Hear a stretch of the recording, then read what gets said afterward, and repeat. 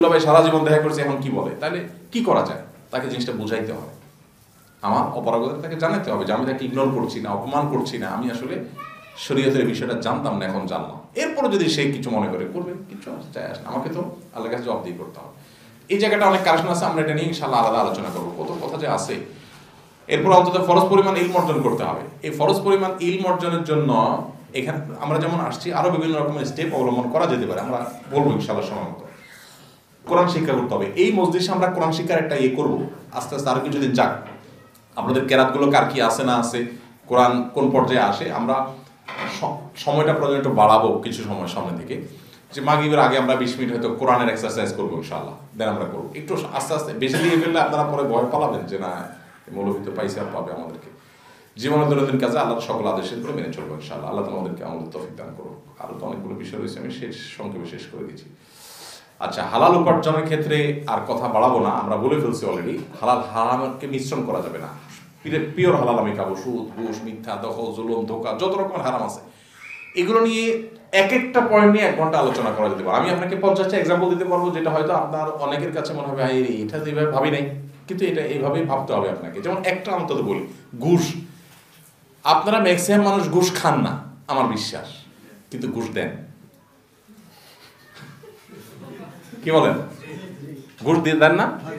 আচ্ছা, আপনাদেরকে ঘুষ বাধ্য করে এরকম পরিমাণ যদি থাকে 50%, তো আর 50% বাধ্য করেন, আপনি নিজে দেন। কেন দেন? আপনার পাসপোর্টের একটা কাজ আছে, এখন সিরিয়াল ধরতে হবে 1 কিলোমিটার অথবা আধা ঘন্টা 1 ঘন্টা, তো এত ঝামেলা করে কি? এই দালাল টাকা দিয়ে দিব, অফিসার ম্যানেজ করে ফেলবে, শেষ। আমরা এটা করি কিনা বলেন? এটার কোনো দোষী কিছু মনে করি?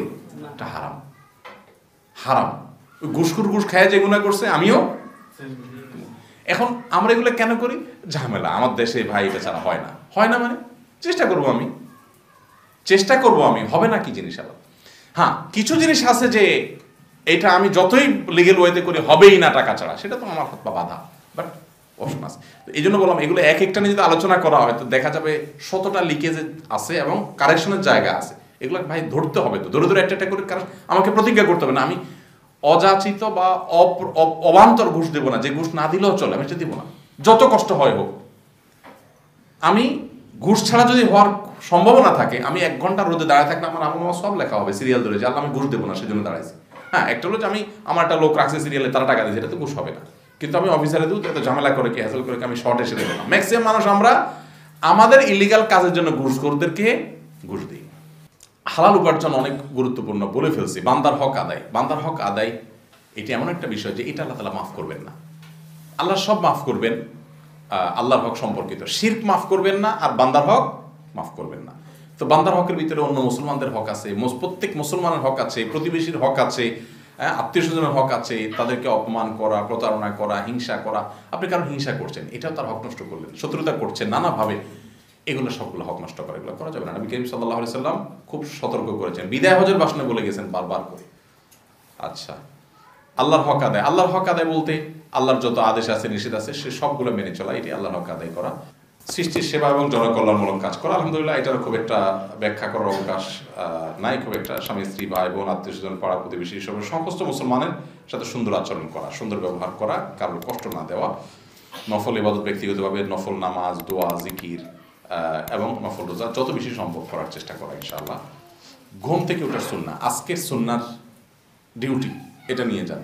ঘুম থেকে উঠার দোয়া পড়া, আলহামদুলিল্লাহিল্লাযী আহইয়ানা বা'দা মা আমাতানা ওয়া ইলাইহিন নুশুর, অনেকেরই মুখস্থ আছে আলহামদুলিল্লাহ। আর পরের যে দোয়াটা আছে, এই দোয়াটাও হাদিসে আছে, কিন্তু আমরা প্রথমটা যেহেতু শর্ট, আমরা প্রথমটাকে টার্গেট করি, যে প্রথমটাই আমরা সবাই নিলাম, এটা আমরা পড়বো ইনশাআল্লাহ। এটার পাশাপাশি সূরা ফালাক এবং সূরা নাস ঘুম থেকে ওঠার পর পড়া সুন্নাহ। সূরা ফালাক এবং সূরা নাস, কুল ফালাক, কুল রাব্বিন নাস, ঘুমের দোয়া। এটা হাত দিয়ে চোখ মোছা, উঠার পর একটা হালকা একটু চোখ ডলা সুন্নাহ। আকাশের দিকে তাকানো, এখন তো আকাশ নাই, শহরে তো আমরা আকাশ পাই না, হ্যাঁ, তো যদি সুযোগ থাকে আকাশের দিকে তাকায়া সূরা আলে ইমরানের শেষ 10টা আয়াত পাঠ করা, এটা নির্দেশ আছে। এগুলো সবগুলো মানার চেষ্টা না আমরা, মানে দোয়াটাকে টার্গেট করে মুখস্থ করার, আর 2-1টা টার্গেট করে যেগুলো আমাদের জন্য সহজ, কিন্তু তারপরেও জেনে রাখি। মেসওয়াক করা, মেসওয়াক কার কার পকেটে আছে? হাত তুলি, কার কার পকেটে আছে? নাই। আমরা সামনের সপ্তাহে সবাই মেসওয়াক নিয়ে আসবো ইনশাআল্লাহ। প্রয়োজনে কেউ 2-4টা বেশি নিয়ে আসবো, অন্য কাউকে হাতে দেওয়ার নিয়তে। মেসওয়াক এটা একটা মিরাকলিক একটা আমল। এটা সম্পর্কে আমাদের কোনো ধারণাই না। আমরা মনে করি জাস্ট দাঁত ঘষাঘষি, না, এর সাথে ইমানের অনেক গভীর সম্পর্ক আছে। মেসওয়াক করবেন। হাত ধোয়া, না, হাত 3বার ধোয়া, হাদিসে আলাদা নির্দেশ আছে, ঘুম থেকে উঠার পর হাত ধুইতে হয়, এবং 3বার নাক ধৌত করা, রমাদান ব্যতীত অন্যান্য সময় তাহাজ্জুদের পর ফজরের আগে ঘুমানো। এটা কি? এটা হলো নবী করিম সাল্লাল্লাহু আলাইহি ওয়াসাল্লাম তাহাজ্জুদের পর ফজরের আগের এই সময়টাতে সামান্য একটু ঘুমাইতেন। এখন যদি আপনার মনে হয় না আমি ঘুমাইলে একেবারে মরণ ঘুম দিব, তাহলে আপনার জন্য জায়েজ নেই। এটা হলো যারা 5 মিনিটের ঘুম দিতে পারে, 3 মিনিটের ঘুম দিতে পারে, আছে না অনেক লোক। আমাদের টিচার ছিলেন, আমরা ক্লাসে আসার পরে আমাদের বলতো তোমরা পড়ো, আমি একটু 2 মিনিট ঘুমাইনি, এই বলে উনি শুয়ে নাক টানা শুরু করতেন, ঠিক 2 মিনিট পরে উঠে আবার পড়ানো শুরু করতেন। প্রায় দিন এরকম করতেন না, কেমনে সম্ভব এটা? তো অনেকে পারে, তো যে পারে সে করবে, আর না পারে। এমন নবী সাল্লাল্লাহু আলাইহি ওয়াসাল্লামের সুন্নাত ছিল এটা, মানে অভ্যাস ছিল এটা। তিনি রাতে উঠে তাহাজ্জুদের সালাত আদায় করে এশার এই ফজরের সময় এই সামান্য কয়েক মিনিটের জন্য একটু ঘুমাতেন, অল্প কিছু সময়ের জন্য, উঠে আবার ফজরের সালাত আদায় করতেন। ফজরের সালাত আমাদের মতো আবার সাদা হওয়ার পরে পড়তেন না, সময় মতো পড়তেন।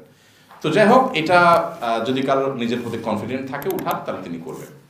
আজকের সর্বশেষ হলো, যার কোনো পীর নাই তার পীর শয়তান। শুনছেন আপনারা এই হাদিস? হ্যাঁ, এটা হাদিসের নামে জালিয়াতি, বুঝছেন? ভুল হাদিস। দেখেন, প্রচলিত ভুল নামে যে বই মার্কাজ দাওয়া থেকে ছাপানো হয়েছে মুফতি আব্দুল মালিক সাহেবের, 33 পৃষ্ঠাে আছে। এই উক্তির উপরে ভিত্তি করে, এটা কোনো হাদিসের ভাষ্য না, এটা কোনো হাদিসের ভাষ্য না, এটা কোনো মনীষী তাদের অভিজ্ঞতা থেকে বলেছেন। তাহলে আপনি কি বলবেন? তাহলে পীর দরকার আছে নাই বা কি? দেখুন, এটা নিয়ে ব্যাখ্যা করার সুযোগ নেই। আমরা শুধু এইটুকু বলি যে আমাদের দিনের উপরে চলার জন্য টিচার যেরকম দরকার হয় দুনিয়াবী কাজের জন্য, এরকম টিচার দরকার আছে বা গাইড দরকার আছে। সে গাইড একাধিকও হতে পারে। সোসাইটি দরকার আছে, পরিবেশ। আল্লাহ তাআলা বলেছেন, ইয়া আইয়ুহাল্লাযীনা আমানু তাকুল্লাহ ওয়া কুনু মা'আস সাদিকিন। হে ঈমানদাররা, তোমরা তাকওয়া অবলম্বন করো আর সত্যবাদীদের সাথে থাকো। এই যে সঙ্গ, এটা অনেক ইম্পর্টেন্ট। সঙ্গ মানুষকে ভালো মন্দ করতে অনেক বেশি সহযোগিতা করে। আজকে এক মা একটা ছেলেকে নিয়ে আসছে আমার কাছে, যে হাফেজ, ওরা এখন ভর্তি করছি স্কুলে, নামাজও পড়ে না এসে। তো আমি তো রোগ ধরে ফেলছি, আমার কাহিনী কি, থাকেন কোথায়, কোন স্কুলে পড়ে, নিশ্চয়ই সেখানকার এনভায়রনমেন্ট দ্বারা ছেলেটা প্রভাবিত হয়েছে। দেখা গেল সেটাই হয়েছে। এই জন্য আল্লাহর নেককার বান্দা হওয়ার জন্য নেককার মানুষের সাথে থাকার কোনো বিকল্প নাই। আপনি নিজে স্ট্রাগল করে যা করতে পারবেন, পরিবেশ তার চাইতে কয়েক গুণ আপনাকে সহযোগিতা করবে। এটা শুধু আপনি না, বাচ্চাদের ক্ষেত্রে একই কথা। এই জন্য বাচ্চাদের এনভায়রনমেন্ট, আপনার মিসেসকে এনভায়রনমেন্ট দাও, আপনার নিজের অনেক বড় একটা ব্যাপার। আপনি যাদের সাথে চলেন তারা কতটা মুত্তাকি, তারা কতটা হালাল হারাম মেনটেন করে, তাদের আল্লাহর ভয় কতটা আছে, তারা কতটা ইবাদতের ক্ষেত্রে সিরিয়াস, দেখবেন যে ওটা আপনার ভিতরে আসবে যদি তাদের সাথে চলেন। আর যদি দেখেন যে না, আটপার বাটপার, এই আদা ধানায় পানায় মুসলমান, এগুলোর সাথে চলেন, তো দেখবেন আপনার মধ্যে এগুলোই আসবে। তো এই জন্য এটা ঠিক আছে যে আমাদের ভালো সঙ্গ অবলম্বন করতে হবে, কিন্তু এর মানে এই না যে কোনো ব্যক্তিকে পীর বানায়া তার হাতে সব সুপর্দ করে না দিলে আমার পীর শয়তান হয়ে যাবে। এটা নবী সাল্লাল্লাহু আলাইহি ওয়াসাল্লামের দিকে সম্বন্ধ করে হাদিস হিসেবে আমরা বলি অনেকে, বাট এটা হাদিসের আলোকে প্রমাণিত না। আমরা একটা ভুল ধারণা ভাঙলাম, একটা ঘুমানোর কয়েকটা সুন্নাত জানলাম, এবং ঘুমানোর মধ্যে আমরা তাড়াতাড়ি ঘুম, সকাল না ঘুমানো, ঘুমের দোয়া, এই 3টাকে আমরা সামনের সপ্তাহ টার্গেট নিলাম ইনশাআল্লাহ। জাযাকুমুল্লাহ খাইর।